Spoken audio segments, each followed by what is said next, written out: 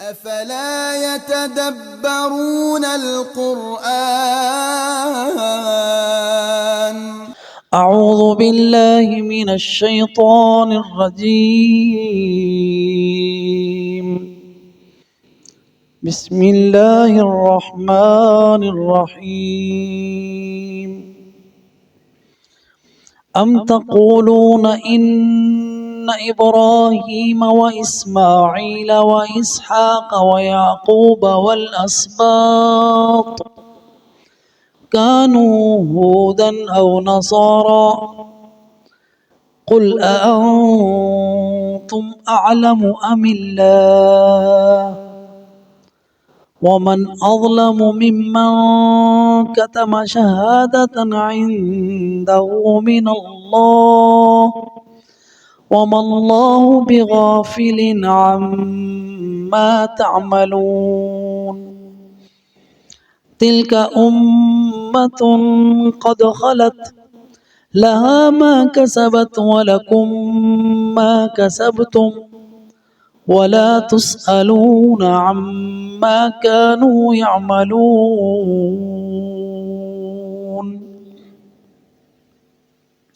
ام تقولون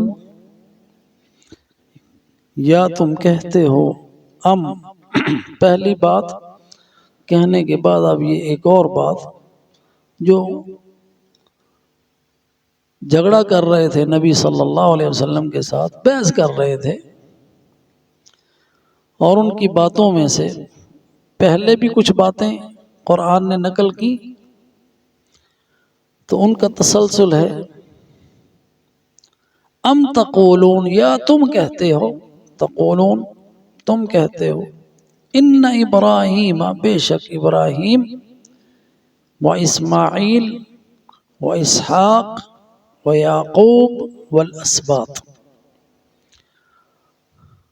یہ ان کی بات ہے کہ وہ نام لیتے ہیں اللہ کے اولیاء کے، وہ نام لیتے ہیں اللہ کے پیغمبروں کے، جس میں حضرت ابراہیم ہیں، اسماعیل ہیں، اسحاق ہیں، یعقوب ہیں اور اسباط ہیں۔ یہ ساری کی ساری حضرت ابراہیم علیہ السلام کی اولاد ہے۔ پہلے تین نام، پہلے دو بیٹے ہیں ابراہیم کے، اسماعیل اور اسحاق، اور یعقوب ان کے پوتے ہیں اسحاق میں سے، ابراہیم کے پوتے ہیں جن کے والد اسحاق تھے، اور یعقوب کی اولاد سے آگے اسباط ہیں جو ان کے 12 بیٹے تھے، ان سے آگے 12 قبیلے بنے، اور پھر ان میں نبوت جاری رہی۔ جو بنی اسرائیل کے جتنے انبیاء آئے وہ سارے اسباط ہیں، یعنی پوتے، سبت پوتے کو بھی کہتے ہیں۔ سبت اصل میں پھیلاؤ ہوتا ہے، جو آدمی کی اولاد کا پھیلاؤ ہے، پھیلنا ہے، وہ اسباط ہے، ان کی نسل۔ تو وہ کہتے تھے کہ یہ سارے کے سارے ابراہیم علیہ السلام سے لے کے حضرت موسیٰ تک یہ جتنے آئے وہ سارے کے سارے یہودی تھے۔ کانو ہودن، یہودیوں نے کہا وہ یہودی تھے۔ تم کہتے ہو نا یہودیوں کی بات پہلے نقل کی، تم کہتے ہو کانو ہودن، تھے وہ یہودی، او نصارا، او کے بعد او بھی حرف عطف ہوتا ہے، او کا معنی یا وہ عیسائی تھے۔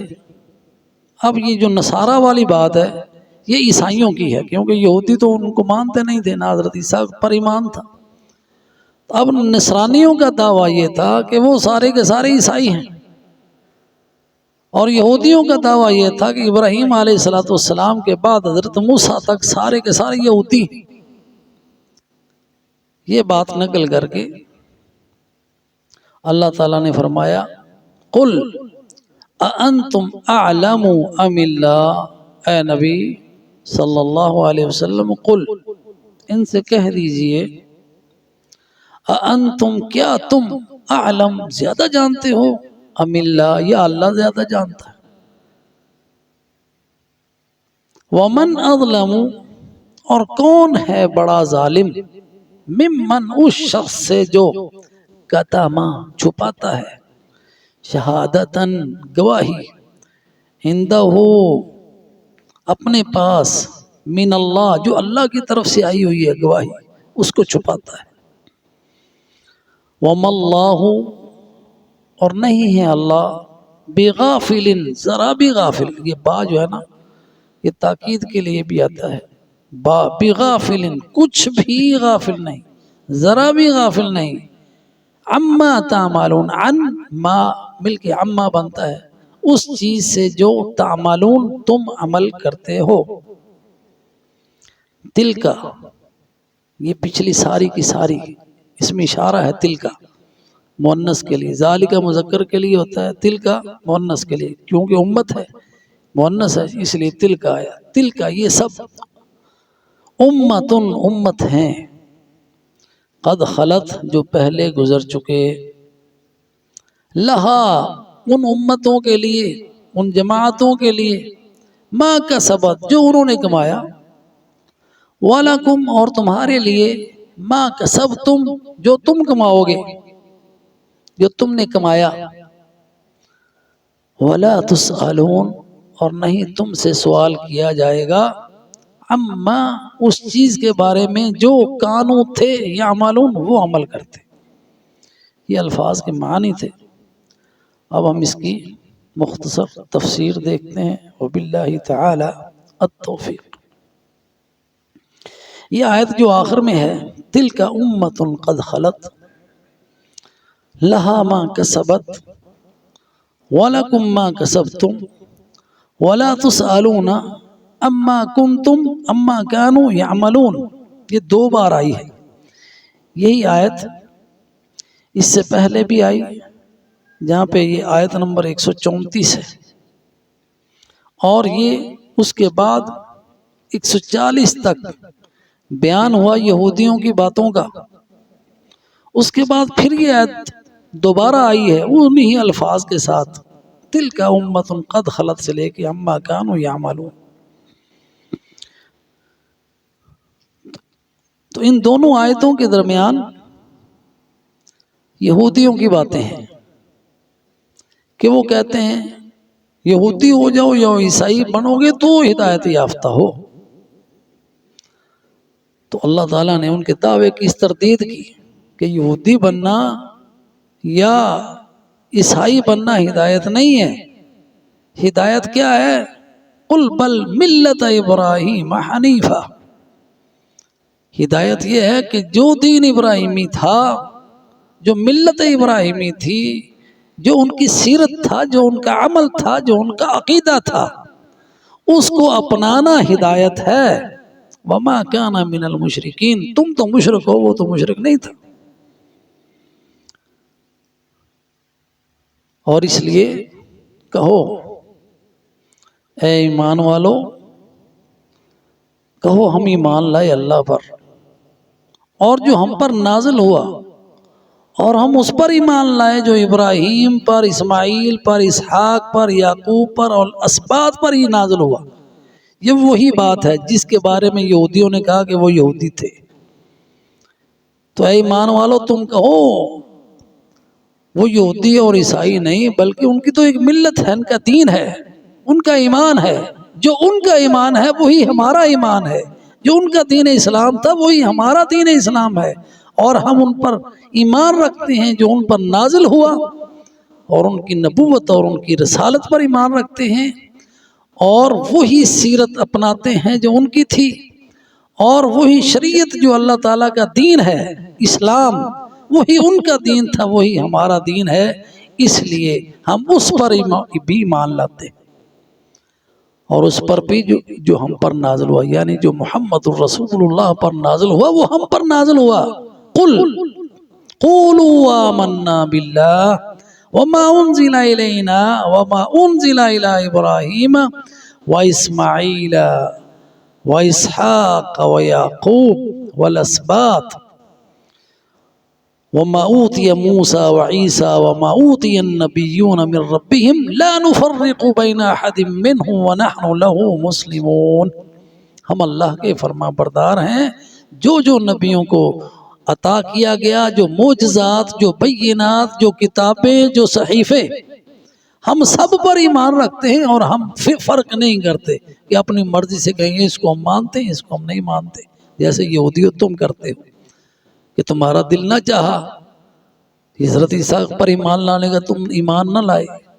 تمہارا دل نہ چاہا کہ محمد رسول اللہ کو پر ایمان لائیں، حالانکہ تم جانتے ہو کہ وہ سچے رسول ہیں. تمہاری خواہش ایسی کہ فرق کرتے ہو، کچھ کو مانتے ہو کچھ کو نہیں مانتے، لیکن ہم ان سب پر ایمان لاتے ہیں اور ہم ان میں فرق نہیں کرتے اور ہم اللہ کے فرما بردار ہیں. یہ ایمان والوں کی بات ہے. اور ان سے پھر یہ کہا گیا فَإِنْ آمَنُوا بِمِثْلِ مَا آمَنْتُمْ بِهِ فَقَدْ اهْتَدَوْا. اگر وہ ایمان لاتے ہیں، یہودی عیسائی جو بھی کافر ایمان لاتا ہے ویسا ایمان، بِمِثْلِ جیسا ایمان، اس ایمان کی مانند، ما آمنتم بھی، اے ایمان والو، اے صحابہ کرام جیسا تم ایمان لائے. یہ اللہ نے کسوٹی بنائی ہے. جو صحابہ کا ایمان ہے ویسا ایمان ہوگا تو مومن ہے، اگر ویسا ایمان نہیں ہے تو مومن نہیں ہے. اس لیے آگے فرمایا فَقَدْ اهْتَدُوا، ویسے ایمان لائیں گے تو ہدایت پر ہے. وَإِن تَوَلَّوْا فَإِنَّمَا هُمْ فِي شِقَاقٍ، اگر وہ اس سے منہ پھیرتے ہیں، ویسا ایمان نہیں لاتے جیسا صحابہ کا تھا، تو منہ پھیرنا ہے، اعراض کرنا ہے ہدایت سے، تو وہ پھر مخالف ہیں. فَإِنَّهُمْ فِي شِقَاقٍ، وہ مخالفت میں.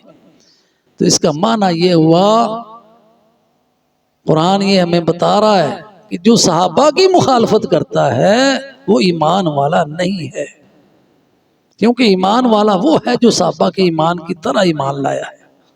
اس لیے جو صحابہ کو گالی نکالے وہ ایمان والا نہیں ہے. جو ان میں طعن زنی کرے، جو ان میں عیب جوئی کرے، اس کے باوجود کہ اللہ نے ان کے لیے رضوان کا اعلان کر دیا ہے، رضی اللہ عنہ ورضوا عنہ، اس کے باوجود ان کے اوپر اپنی زبان دراز کرتا ہے، ان کی عیب جوئی میں وہ شخص اپنے ایمان کی فکر کرے، وہ ایمان والا نہیں ہے. یہ صحابہ کی شان اس میں بیان ہوئی ہے. فَسَيَكْفِيكَهُمُ اللَّهُ، بس اللہ آپ کے لیے ان سے کافی ہے. اللہ کافی ہوا، اللہ نے اپنا وعدہ پورا کیا. یہودیوں کو شکست دے کر خیبر میں ان کو شکست دی، ان کے قبیلوں کو وہاں سے نکالا اور بنو قریظہ کو قتل کیا. اس طرح اللہ ان کے لیے کافی ہو گیا. وَهُوَ السَّمِيعُ الْعَلِيمُ فَسَيَكْفِيكَهُمُ اللَّهُ، اللہ آپ کے لیے ان سے کافی ہے. اللہ نے کیسے کفایت کی، ان کو کس طرح شکست ہوئی. وَهُوَ السَّمِيعُ الْعَلِيمُ، وہ سننے والا جاننے والا ہے. صبغۃ اللہ، اب تم بھی اللہ کا رنگ اپنا لو، ایمان والا، توحید والا، تقوی والا. یہ اللہ کا رنگ ہے، جس پر یہ رنگ چڑھتا ہے. یہ ایک ہی رنگ ہے دین اسلام کا. اسی رنگ میں رنگے ہوئے تھے ابراہیم، اسی رنگ میں رنگے ہوئے تھے اسماعیل، اسی رنگ میں رنگے ہوئے تھے اسحاق اور یعقوب اور الاسباط. وہی رنگ ہے محمد الرسول اللہ صلی اللہ علیہ وسلم کا اور اس کے صحابہ کا، اور قیامت تک جو اس پر ایمان لاتا ہے وہ اللہ کے رنگ میں رنگا ہوا ہے. صبغۃ اللہ، ومن احسن من اللہ صبغہ، اور اللہ سے بہتر اور اچھا رنگ کس کا ہے. تو یہ صبغۃ اللہ اسلام ہے، شریعت اسلامیہ ہے، اس پر عمل کرنا ہے اور سیرت مصطفیٰ کو اپنانا ہے. یہ ہے صبغۃ اللہ. اب اس کے باوجود تم جھگڑا کرتے ہو اللہ کے بارے میں ایمان والوں سے، اور وہ تو ہمارا رب ہے.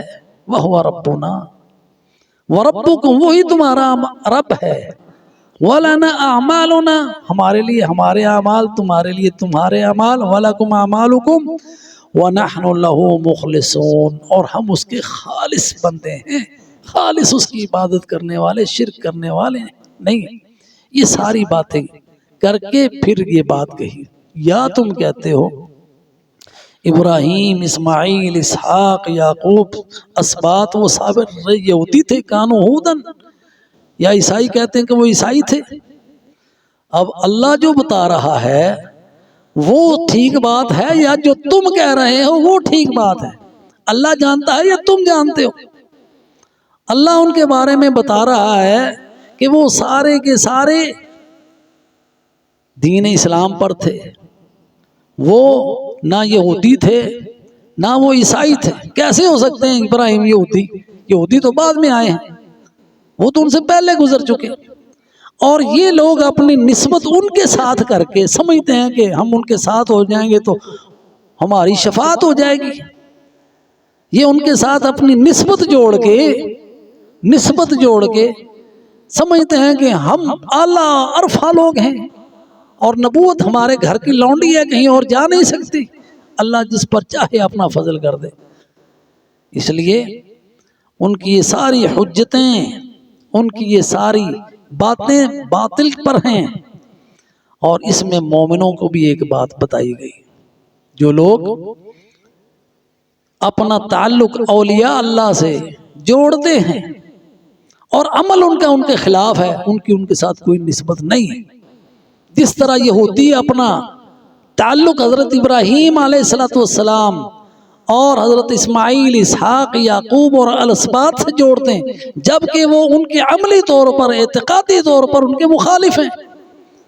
وہ تو مشرک نہیں تھے، یہودیوں تم مشرک ہو، تم عزیر کو ابن اللہ کہتے ہو، عیسائیوں تم مشرک ہو کہ تم نے 3 الہ مانتے ہو، تثلیث کی پوجا کرتے ہو، صلیب کی پوجا کرتے ہو۔ وہ تو ان کا عقیدہ تو یہ نہیں تھا، وہ تو مخلص تھے، اللہ تعالیٰ کے توحید والے تھے۔ اس لیے جن کا عمل ان کے مخالف ہے وہ ان کے ساتھ ان کی کوئی نسبت نہیں ہے، نہ وہ ان کی شفاعت کریں گے۔ اس لیے آگے فرمایا، ہاں جی، وَمَنْ أَظْلَمُ مِمَّنْ كَتَمَ شَهَادَةً عِنْدَهُ، اور اس شخص سے بڑا ظالم کون ہے جو اس گواہی کو چھپاتا ہے جو ان کے پاس ہے اور اللہ کی طرف سے آئی ہوئی ہے۔ یہ گواہی کس بات کی؟ کہ ان کی کتابوں میں لکھا ہوا ہے کہ محمد صلی اللہ علیہ وسلم اللہ کے رسول ہیں، اور ان کو بتایا، خوشخبری دی حضرت عیسیٰ علیہ السلام نے کہ میرے بعد نبی آئے گا جس کا نام احمد ہوگا، اور یہ اس بات کو چھپاتے ہیں۔ اس سے بڑا ظالم کون ہوگا؟ تو وہ ظالم ہیں کہ اللہ کی گواہی کو چھپاتے ہیں۔ ممن کتم شہادت، جو گواہی کو چھپاتا ہے، اندہ اپنے پاس، اس کے پاس موجود ہے لیکن اس کو چھپا کے رکھا ہوا ہے، اور اللہ کے پاس سے آئی ہے، اور اللہ کو پتا ہے جو کچھ تم کرتے ہو، تمہارے اعمال سے اللہ غافل نہیں ہے۔ اس کے ساتھ یہ آئی، تلک امت قد خلت لہا ما کسبت، وہ جو پہلے لوگ گزرے وہ ایک امت تھے، ایک جماعت تھے، لہا ما کسبت، جو انہوں نے کمائی کی وہ ان کے لیے ہے، وَلَكُمْ مَا كَسَبْتُمْ، جو تم کمائی کرو گے وہ تمہارے ساتھ۔